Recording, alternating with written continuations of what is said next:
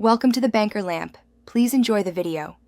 You start by powering down and removing power sources. This prevents short circuits and data loss. Next, you ground yourself. Static can fry components, so clip an anti-static strap or keep touching the metal case. Unscrew the access panel using the correct drivers and use a plastic spudger to lift clips. This avoids cracking plastic.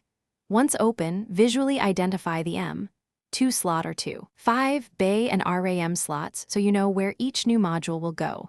This sets the scene for confident swaps. You now remove and replace components carefully so contacts stay clean and pins intact. For M2 drives, lift at about a 30-degree angle, slide out, then reverse. Insert the new module and fasten the screw. This ensures solid contact and proper signaling. If using a 5-inch SSD, disconnect cables fitted into the bracket and reconnect SATA and power. Securing the drive prevents vibration. For RAM, align the notch with the slot. Press both ends evenly until the clips snap to ensure proper seating.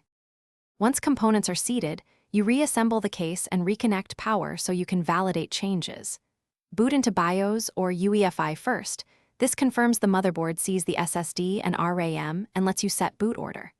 If the drive is new, initialize and format in the operating system or restore a clone image. This step makes the storage usable.